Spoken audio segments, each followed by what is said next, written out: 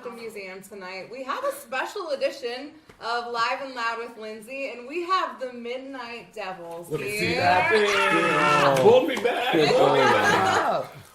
going to be performing at the Rocket Tap while they're here hanging out this weekend, and we get to do a little interview with them tonight.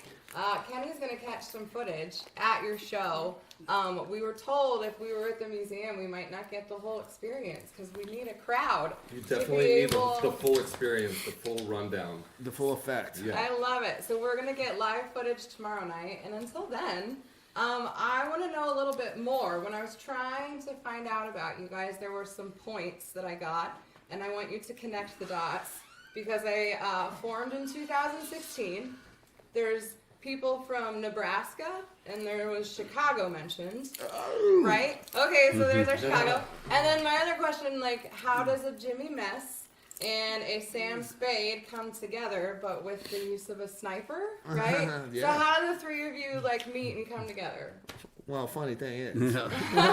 It's a great story. It's Sam, like if you put them all in the middle and then point them like that. if Black Sabbath, Molly Hatchet, and Van Halen had an orgy, we are their bastard stepchild is what it is. We're the guys on the outside going, get out of our car. We started really simply as an acoustic band out of kind of the ashes of an 80s hair metal cover band. Okay. And so Sniper and I kind of were wanting to do our own thing. We wanted to travel more. We wanted to be our own bosses. We didn't like the direction of the band, so we're like, let's do this acoustic thing, call it the Midnight Devils. And we had released a record called just Midnight Devils, and I go, let's add the in front of it, like the Rolling Stones. Yeah. That's how it all began. We did acoustic shows. We got to do electric now. Let's get a drummer, and we hired a guy who didn't work out, left us in the middle of a tour, going down to Rocklahoma, and lo and behold, we call up Jimmy Mess, and he goes, I would love to do this, but you got to come and pick me up in Chicago.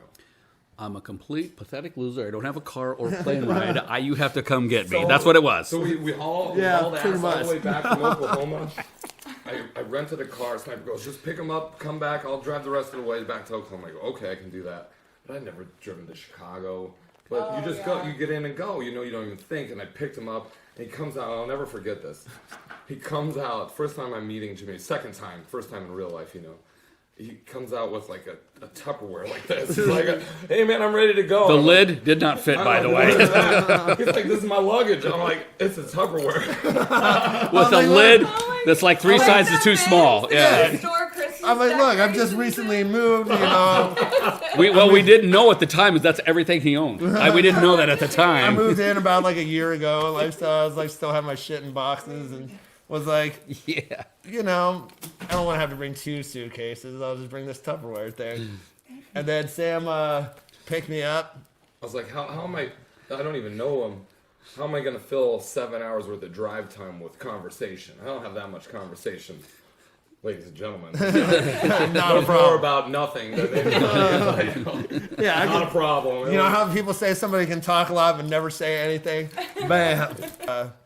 I was in a previous band, and they were in this said cover band, and we both were playing a festival called Rocklahoma, and just as separate bands, like maybe a year, 2 years before. And I saw their big bus that they had, and I was like, oh yeah, I think that's that band that Sam guy from the internet's on. And I was like, knock, knock, knock, knock. Hey, I'm looking for Sam. He opens the door. He was not a fan. I believe you woke me up and I went, what? Like that. He's like, who are you? What are you doing here? Later I would just know that he was probably in a great mood. He's like, Sam, some idiots stoners out here looking for some you. Loser idiots at the front door for you. And then I was like, oh yeah, cool. And then me and Sam hung out, and there was this incident. We were hanging out later that night. After the band, there's some impromptu strip club situation involving beer bottles and inappropriate things. Festival season. Yeah. And I remember being like, oh yeah, it was cool. Festival season. Yeah, I'm in Rome. Yep. Sam, and I remember I like fast forward to the other thing I posted on the internet. I was like, man, I'm kind of bummed to not be going to Rocklahoma this year, and like when they were looking for a drummer. It was a Monday night. Yeah, they called a mutual friend of mine who couldn't do it, and they suggested me, and then I was like, yeah, cool, and then we'd been a band. I remember after that show, I was like, this was kind of cool. Like, I could keep doing this. Like, let's keep doing this, and it kind of started snowballing from there. Nice choice of words, right? I like it. Very good. Okay, so you said it kind of started as a little bit of a cover band. When did you start? I had nothing to do with doing that part, by original the way. music? Was it always there? We had always been writing together, and so what we did was we took some of the songs that we had liked, that we had written together, and we brought them into the Midnight Devils from our previous band. Very We were fans of the songs, we just didn't like the way they were recorded or anything like that. So we had, even in the beginning when we did acoustic songs, the acoustic band, we were still doing original songs, just like the ones we knew would go over really well. And then, so some of those early ones, are those the ones that make an appearance on your first album, The Something Bigger? Yes. Yeah, and some of these songs were some of them were songs that they were already written by the time that I joined the band. So I just pretty much learned them, put my little own spin on things. But a good number of the original songs, like was radio killed the radio. Baptized by the radio. A little bit different. Yeah. Close. Baptized by the radio. Swinging a fucking miss right there. 2 Miles Down. Songs that we're on our first album. Cool, but a couple of those songs were already. Well, we had written probably half or less previously, and then Sam and I wrote the rest of My Basement by the Cat Shit Box. Wait, can I cuss on here? Okay, I don't mean to. Sorry about that. If we need to. Let's just disclaimer of we're not like advertised as a kid or family show. Okay. Oh, so we can do whatever the fuck we try want. to keep it classy. All right. So by the Cat Box, me and Sam wrote some songs, and then we introduced them. And as we were playing shows, we were playing a lot of originals in the shows and covers to get gigs, and we'd work them in, and then we recorded them in a studio in Omaha. But you actually did probably half with that. We had never played in front of people before. Yeah, about half of that. And some we actually wrote in the studio that we did write in the studio a couple about By My Side and stuff like that. Half the album was already written, and about half of it was right. But and so but at the same time, those were also all songs that I was like, oh, I want to do that one. Oh, I want to do that one too. And I'll give them credit where credit's due. We were doing these gigs in the Midwest, right? We're doing these smaller town bars. We're getting paid pretty good. And inevitably, Jimmy's like, we were driving home from one, he's like, I think we gotta, take the chance, take the leap, and just become an all-original band and drop this and go out and go on tour and go to LA and do these things. And, I wasn't sold on it. I didn't think it would work. Yeah. But we kind of went with it, and it worked. The kind of putting in those long miles and playing those shows, made us a tighter band, made us better friends. We went through a lot of adversity on those first couple tours. Yeah. Just thinking, can we do this? Is this even possible? And it worked. What was your first all original show? Whoa. I couldn't even tell you. Do you remember? Okay. We did some Sam and Jimmy said, hey, we're gonna do this punk rock type tour where we're gonna book it ourselves and do all over. And so we did these literally clubs, and I'm like, what in the F did you get us into? And and so we'd play a house party for $20. Me and Jimmy got in a knockdown, drag out brawl over a picture of a dog's butt. And he was Ollie, I was Alex, almost and towards in Louisville. I went to the baseball slinging place, and I'm like, I had this little baseball bat, and I'm like, I will kill you, man. And it was it was a house party, and it taught us how to. We each got our own little weird things about us, and it taught us how to kind of adjust and get used to and kind of deal with their other little things. He's got a lot. I mean, he's got a lot. I have to deal with so much. You have no idea. Well, but he's the glue that keeps us together because, Sam's the calm one. I have to pull him off the edge sometimes. Jimmy just does whatever he does, and I'm kind of like the guy that's just But if you sift through the nonsense, the advice is generally really good and from the heart. If you're gonna sift, but it's there. You have to sift a lot. You have to sift a lot. But he has a lot of gems. You cannot sift anymore. Nugget of gold at the bottom. Happened a lot. But I guess my nugget from that one is look, this sucks and this shit's gonna happen, but but like you know, this is the shitty part. This is the part. It only gets better from here. Right. Like, It was like paying your dues and character growing and everything. So for a year, we might be playing. I mean, because some of these, don't get me wrong, there were a lot of good shows and stuff like that, but it was a lot of work and, you know, a lot of going through the whole process of. A lot of people don't realize too that there's two sides to every coin. While clubs and stuff are like, oh yeah, we needed good bands, we need to hire good bands, and we need to bring good bands through. It's like, as a band, you're trying to find out which clubs are good, because not all clubs are created equal. So you book a tour and find out that 10 of those shows, when you get there and you're like, oh yeah, go, everyone's like, oh yo, you know what, you guys should have played this place, this place down the street. That's the place for everybody, because you don't know, like, I've never been to Winnemucca, Nevada before, so when you go there and you play that first time, or you play in El Paso to the band that opened for you and the two bartenders, it's you know, it can get like going, but it's always going to be, you always just think too, like, hey, this is the hard part. The next time is going to be better, and the next time is going to be better, and if you never get this out of the way. In all fairness, their sushi was quite delicious, though. It was good. You know. The oyster place was good. That was, you know, you find those silver linings. Yeah, you got to find a good spot somewhere, and luckily we're able to get in the van and laugh about it, because he was in the Army and I was in the Army, so we are used to like dealing with adversity and everything. And Sam kind of looks at me and Jimmy, and we're like, some of the bands we travel, they're like, what do you mean you sleep in the bus? We're like, yeah, we just slept in the bus all night in the parking lot because there's no rooms available. And they're like, and there was a party in the park next door, and they're hitting piñatas and keeping us up and all night. And we slept with the door open, and every homeless person walked by and took stuff out of the bus. And I'm like, who left the door open? Well, Jimmy's feet are hanging out the bus, so I'm like, I'm like, he must have left it open, but. Sometimes I think that the bands forget that it's team and it's chemistry, and for whatever reason, me and Jimmy act like we don't get along. Me and Sam act like we don't get along at times, but actually we're like the three best friends ever. We're more like brothers, where I will hit him in the throat as hard as I can and say, understand why I did that. You don't take my fucking Oreos, bro. You know? Man, sorry about the Oreos. Yeah. But in the same time, I if anybody talks bad about him, I'm the first one to punch him in the face. Not him, but the other guy. You know. You're like, yeah, that guy sucks.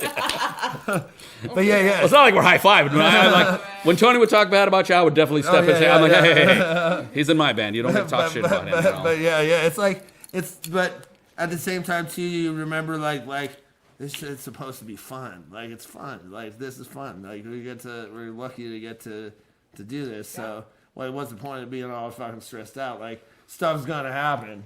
Your car's gonna break down. Mm-hmm. Like, something's gonna get stolen. Like, some girl's gonna go crazy and show up at somebody's room throwing rocks through the windows. Like, it's gonna happen. Your drummer's gonna disappear with a tank of nitrous and some crazy chick. Like, these things happen.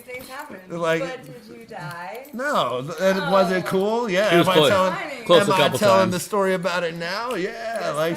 Now it's funny. It'll be funny later. Like, it will be funny later. It always is. Okay, so you guys are doing the tour, you're doing the thing, you're rolling very well, and then there's. Okay, I cut you off real quick. I just want to say one more thing. I'm gonna do that. Okay, you shouldn't have said that, but people always think too, like, getting a band together and having guys that write cool songs and like play cool parts, like, that's only like this much of it. Is like, can I be in a hotel room, or can I stay in a van with this guy for 3 weeks and not like murder myself or somebody else? Well, it's just gonna be like, it's kind of like, a lot of people say this, but it's kind of like being in a relationship with You're terrible. two weird dudes. Like you gotta kind of there's things you gotta do, and that might not be like.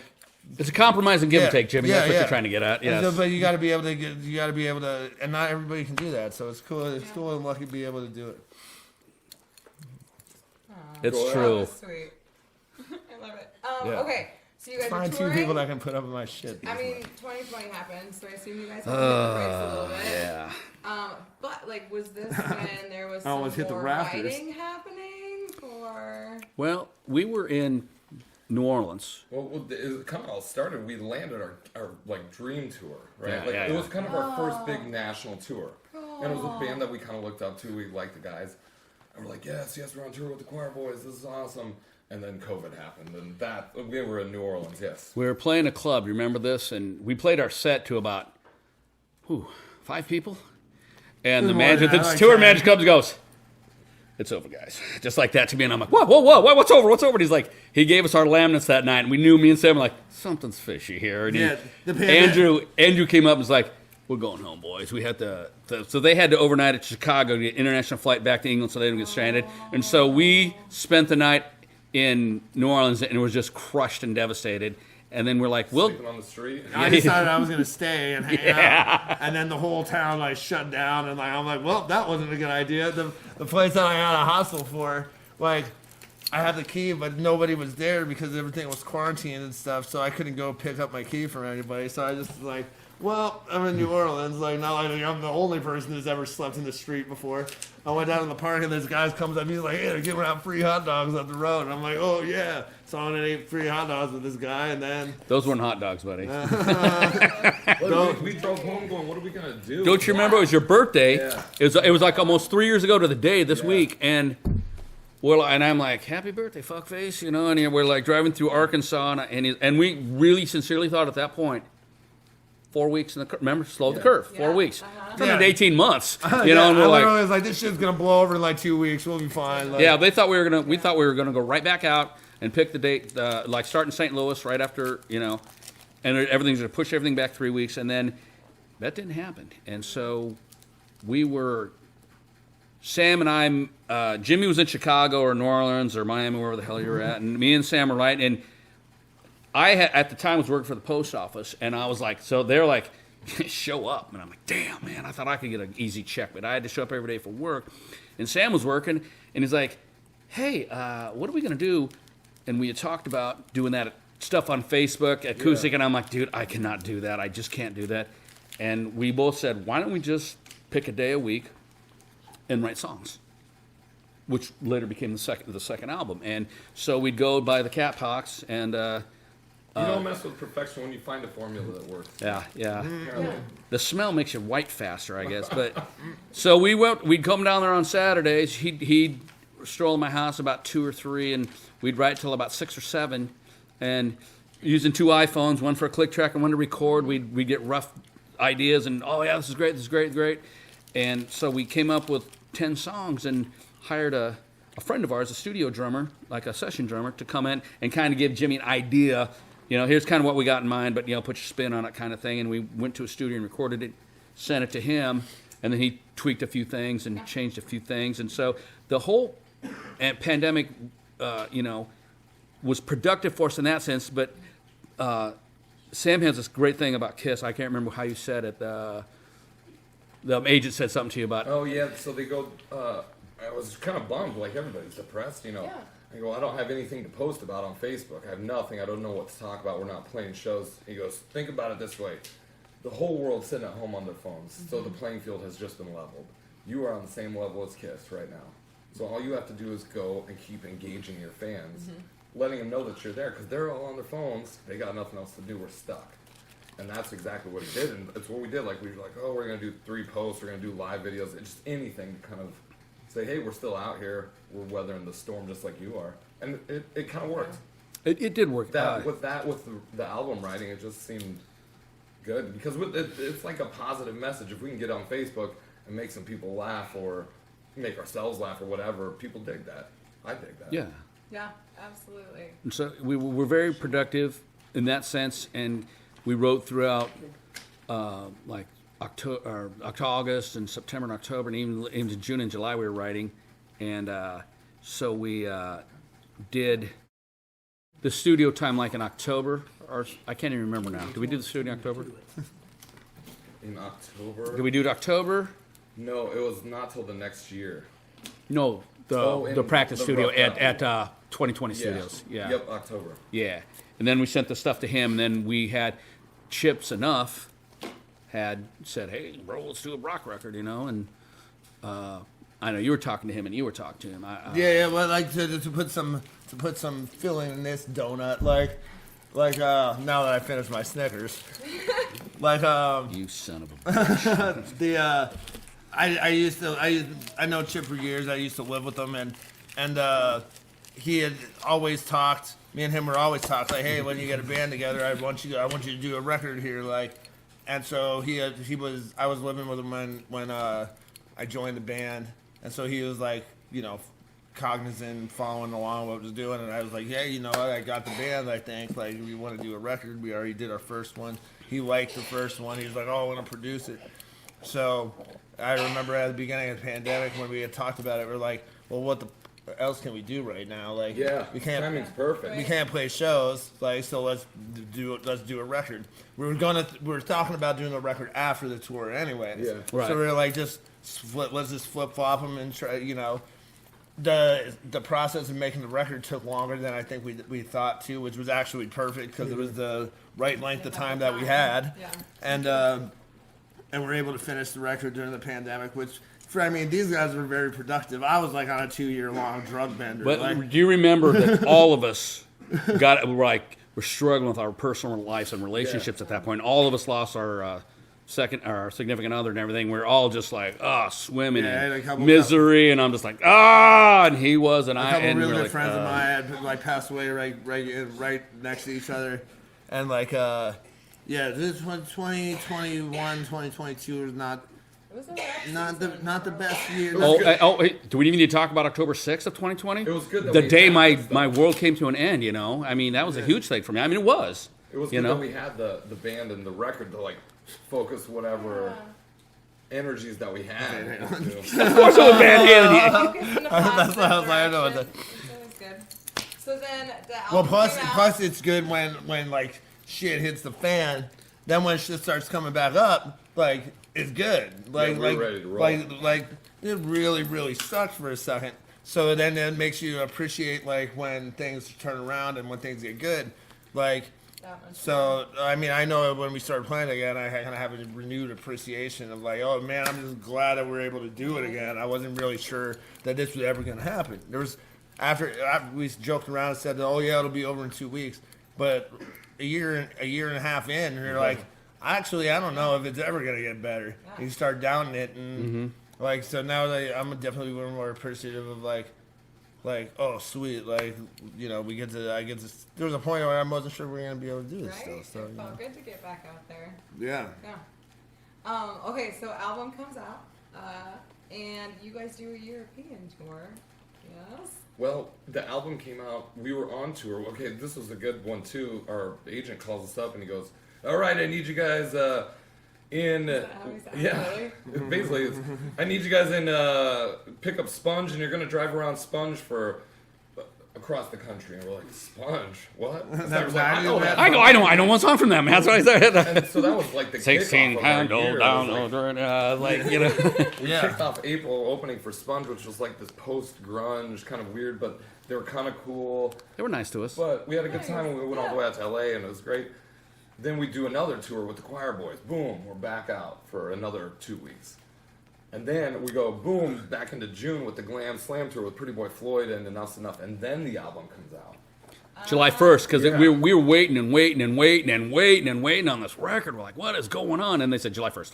Yeah. And we're like, finally. And we weren't supposed to sell the physical copies and everything. We're like this. And we never sold any of them. That's right. We gave them all away. And then we went back out. They were leaks.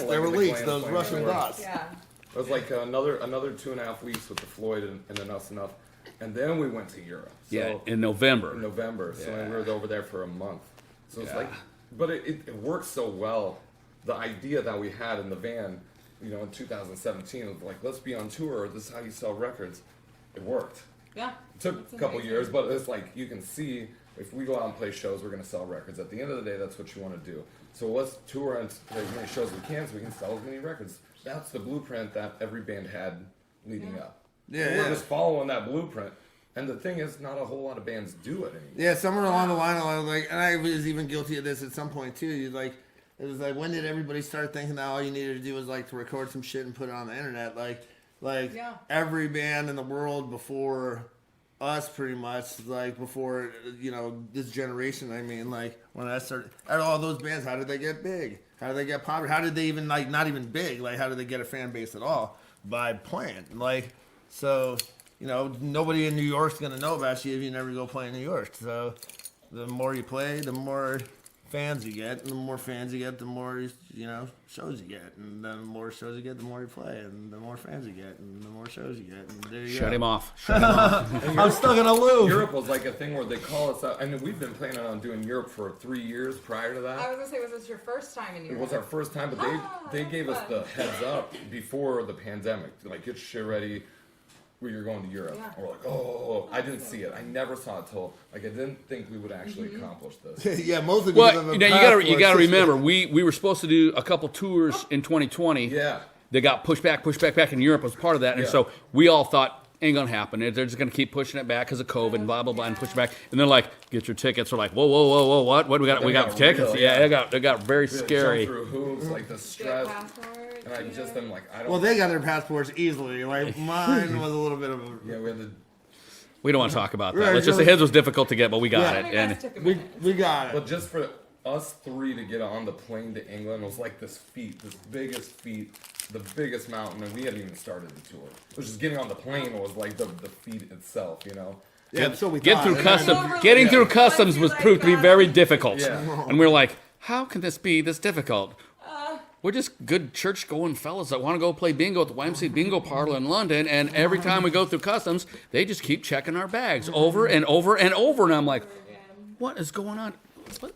These dogs are all over me. The thing that I kind of learned or accepted on that European tour is that no matter what adversity, because we had a lot of adversity, Yeah. like traveling, the arrangements were everything was messed up, like there's all this lack of communication. Oh, yes. And we kind of handle it all three in different ways, and then we attack it as a team. I freak out and I go, "Oh, the world's ending."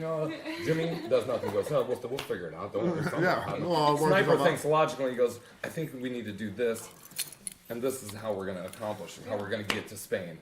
And we combine all of those together, And it works. and it just kind of goes. And I like that. It's like the Power Rangers have combined forces to get to another country. Yeah. And that's the cool thing about this band is that we don't have to force everything. I don't want to force everything. But these guys operate differently. So when we just kind of let it happen, it's beautiful. It's a beautiful thing, right? And it's our own stupid way of doing things. I just noticed these things. Just the stupid way that we have to accomplish what we want to accomplish. It's like rolling a square wheel a lot of times, but somehow we do it. I don't know So how. we're walking through Amsterdam like, oh, I don't know where we're going with this million people. We get to the place, it's fine. It's just stupid stuff like that. Just like, I don't understand. We took the wrong train from Amsterdam. It how was we so can many accomplish things. It's these like things. somehow we That's our own way. land on our feet. I don't know how we do it, but we do it. It's It's so fantastic. it is stupid, but somehow. And then we were there when we did the European tour. Cool. Now we're hooked, and we're like, when are we going back? Yeah. What was your favorite? 'Cause, you gotta have some good European stories, or what was your favorite or highlights? We want some favorite. I mean, we got Amsterdam. Well, we went to Amsterdam with Chips Enough. I don't remember most of a it. local celebrity, Oh. in Amsterdam. A local celebrity in There's Amsterdam. pictures on the wall. The coffee shop that we're in. They're just like, oh, here you go. Take as much complimentary weed as you want. I'm like, yeah, okay. So I'm just sitting there like, man, this is cool. Oh, wait, what? I walked up. The I red was light back at district the is right over rooms, there. and they were at a table. There was the tour manager, these two, Chip, and I walked in, and there's 4 of them, and they had 5 joints going around. I'm like, who can't fucking count? And here, this one, these. I'm just like, guys, I'm gonna go outside and drink some water here. He's like, I'm like dying over here, and I'm like, is there anything to eat off the menu? The guy is like, it's like a roll, water, the rest is weed. And I'm like, I'll have a roll and some water, please. Yes. And they were just like, it's the only time I've seen the tour manager so high. He was going like this. I'm too high. And I was like this. I'm like, you want to walk around, Bees? He's like, can you take me outside and walk me around? I'm like, I will.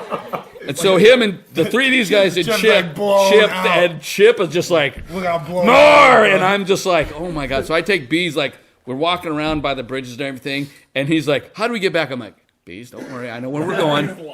He's just like, dude, I'm too high. I have got to go back to the rooms. I'm like, look, I'll take you back if you want. Otherwise, we're going to go back to the cafe. And he's like, yeah, take me back to the cafe. It took like 30 minutes to get into a cab. He couldn't figure it out. We got back, and I'm like, I'm walking back. I can't take it anymore. It's killing me. And so then the next day, I'm like, oh, you guys made it back. And then like, Bees was so blown out. Yeah, that was a good time. The voice of reason and logic in Europe. It's hard to believe that's me, but I was like, whoa, easy. But the only time I actually lost my patience in Europe was when that lady kept making me go through customs, and I was just like, what is going on here? Like, I already hate Belgium. Wasn't it? We were going from Spain to Belgium.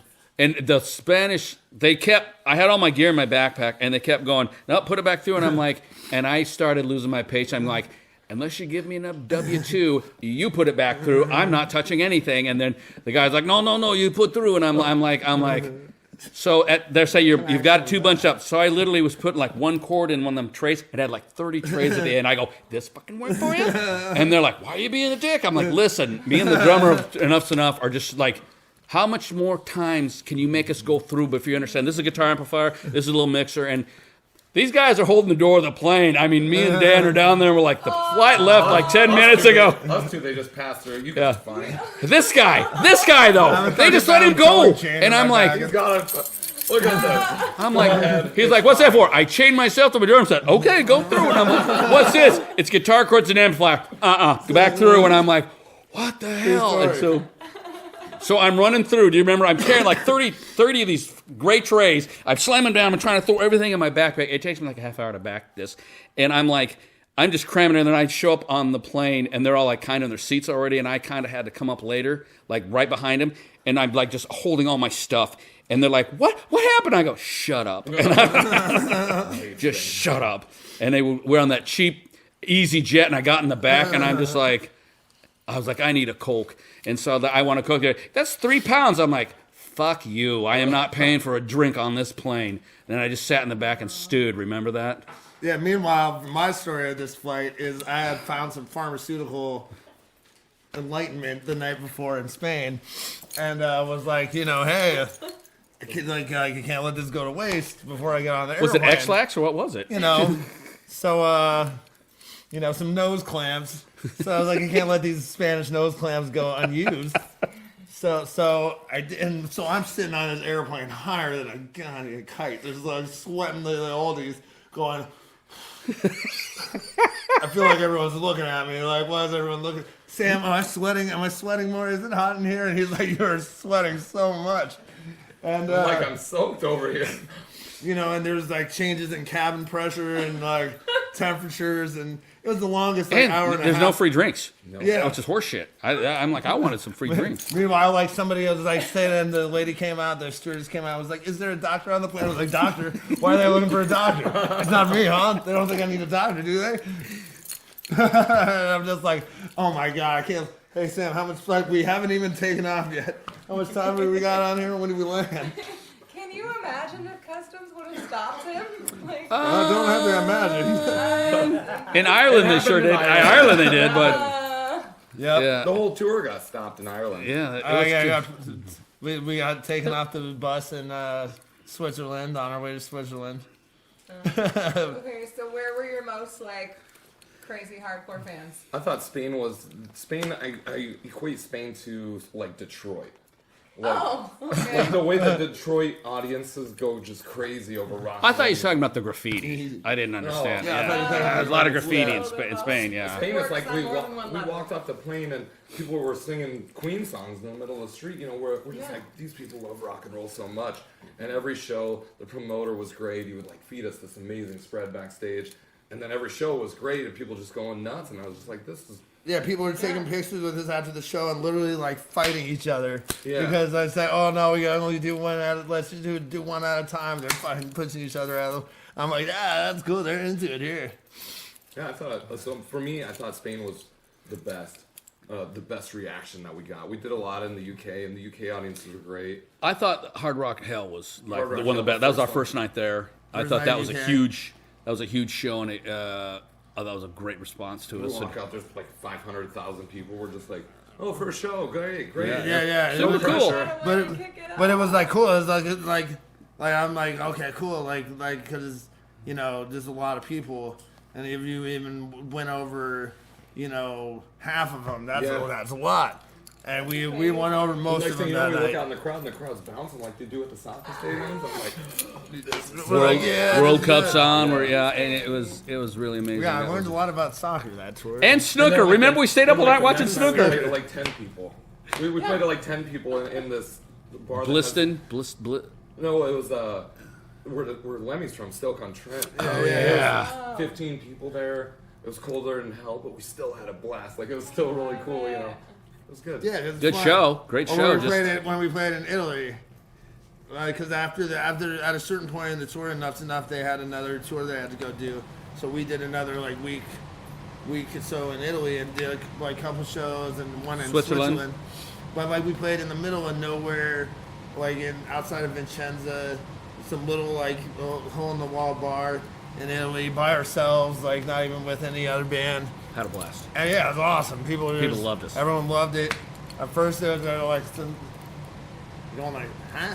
Because it's like, oh wait, they don't fucking speak English, so we gotta tell them what we're saying. Like, you become an expert mimer. You're like you're one of those stewardesses on the airplane. Come to the front. If you He's a big dumb animal, isn't he, folks? and yeah, and then Obviously, never been laid. or like you realize that like different countries, they're being like it might be a custom in this town or whatever to not do this, or at this place we're supposed to sit down. And like luckily Sam is very like good at just goading people and berating them until they stand up and start getting involved. And so, but yeah, it was cool. It was a good experience. But I'd just be walking around and be like, man, you know, it's cool. Like we're in Belgium right now. Yeah. Like that's like we don't get a chance to do that. No. It's hard to believe. Right? Like, Yeah. It was very this surreal is at the my time. life. People that are And as I do get to do what you successful, love while being there. people It's that not are like- as successful as I am aren't supposed to like do this kind of stuff. So Wow. Awesome. Wow. Okay, so coming from all of these wonderful things, how did you end up like in our humble little town here with a show in Lewiston? And Well, we got a little friend named Bob Long that he keeps us occupied, and so his wife's birthday was last week, and so he's like, "Hey, come to play it here, and then while you're here, we'll do a show at the FCRC." And we've done it a couple times before, and we love it. it's awesome. So we came up a day early, and then went there this afternoon, and This is the Fulton County Rehabilitation Center. By yes, the way, right? yeah, Yes. yeah, it's in Canton. And we played there, and they just absolutely go crazy for us, love us. And Sam's such a good, is so good with the So, I crowd, saw and the he, video. yeah, he is so good with Wonderful. them. And me and Jimmy just kind of hang back and do what we do, and then everybody wants their picture taken and pics, and they just cheer so loud, and it's just really, really soul It's cleansing for it's us. like the best gig. We every year we do it. I just tell them, I'm like, man, that's like the funnest gig we've done all year, you know. And it just is so. It's not our full show. It's just a couple of acoustic guitars and him hitting a 5-gallon bucket. But you know, the thing is, it's just so. Yeah, you could have a whole drum set if you played it right. Like a Vegas style street. Yeah. yeah. And so then, you know, that, mainly I just said I wanted to, even if we didn't do the show tomorrow, I wanted to go do the Friday show, the FCRC, and then we'll do a show tomorrow, and then, you know, Bob's got he's got his, you know, ear to the ground, got a couple more things for us that I can't talk about because I don't know enough about it probably to, you know, I don't know, I'm kind of like, Stay tuned for yeah, more. yeah. Well, if we absolutely it'll be news to will me be- because I didn't know anything We about will it. be pushing it in with you, so make sure everybody knows about it. Like we got a vinyl coming out, so we'll be out kind of pushing this vinyl, and we're writing songs now for the next whatever is to come. So, yeah. And so it's like the stories. A lot of the songs are written with the stories that you know, we just have these amazing stories, so we try and include as much as we can. And so I think like we're in the process of creating those stories, creating those lyrics. Yeah, creating those in songs. case there's anybody out there in radio podcast land that doesn't know this, it's like we're not one of those bands like Like some people mistake us for at first. Like all the songs and stuff that we were writing, like they're not jokes. There's not like Steel Panther where we like, oh, I thought of a funny word and let's like say this. Like they're all pretty much based off of stuff that's happened to us on the road or that are happening to us or things that, you know, me and Sam and Cyber sat around like saying, hey, you know what was cool? Like that was cool. Like we should write a song about that. You know, like That's how Highway 69 came about. Yeah. So even though we got songs like Highway 69 and Crank Down and, you know, oh yeah, that's a funny song about like, you know, Spank the Monkey. Like no, but actually it's a funny song about how you're on the road and you're like, man, you know what, like I can't wait for there to be some chicks at this show. And then you go to the show and you're like all pumped up, like, yeah, I'm gonna talk to some girls tonight. And there's like no girls there. And so then Or they look like you. You go back to the bus and you know, turn on the old internet phone and you get to business. You better not do that in my bus. Here's the thing Where is, did the quote come from? Here- Like, he may not be Mr. Right, but here's Mr. Smooth. But Did somebody say that? yeah. Where did that, I want to No, know where well, that came from. I love that. the thing is then after 2 weeks on the road, you're like, man, I can't wait for tonight because I'm just gonna like get to it, and you're not even worried about the girls anymore. You're just like, and so that's what that song was more about. It's like that feeling of being like, you know, not being able to do it, and eventually just being like, you know what, fuck it, like I don't even care anymore. I can handle this myself. Well, like. So and there's stories like that with every song. They all, Absolutely. The aforementioned sequiloquy does not apply to me and Sam, okay? We do not masturbate in the bus, okay? And if I find out somebody did. not our bus. It's a rental. It was a rental. It's a rental. Disclaimer, not the bus we have, it was a rental. Okay. That's why they had to give me the drop cloth. Oh, gosh. I think this one's going to be an interesting one because we have the Loudness Tour, which goes up to June. Then we're going out on our own headlining Spite Tour called... Spite It's tour. a Spite Tour, our own headlining Spite Tour in July for 2 weeks. And then we go back to Europe, so we're writing these songs and we're going to have to figure out in our own weird way how we're going to fit them in and to record them, yeah. But it's like the timing just is perfect, you know? So it's like we do it We'll figure that shit when we out. get to it. Yeah, exactly. Yeah. Once the songs get done and once we're ready. But it's exciting. We did almost 2 years of touring, I feel, with the last record. And now It's like every day or every time you get together, you just take 1 or 2 steps forward. Like at the end of the year, like that's a lot of steps. Like so, just keep doing. Just keep playing. At the end of the day, just keep playing and just keep writing songs and keep coming up with cool shit and yeah. And the fact is, we do Keep doing it. Just keep doing it. We do it because we want to. You know, it's like anybody that says you can't do something or you know what you should do.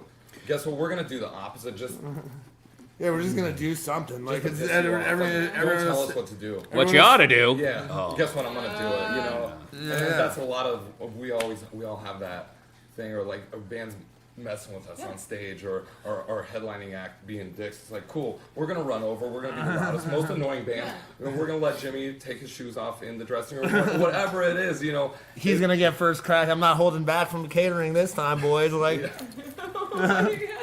You know, it's like you started a war, and I always you feel want like some that. sandwiches? Nope. Like, we just keep pushing, Yeah. and when people push back on us, it's like, it's fine, but we're still coming.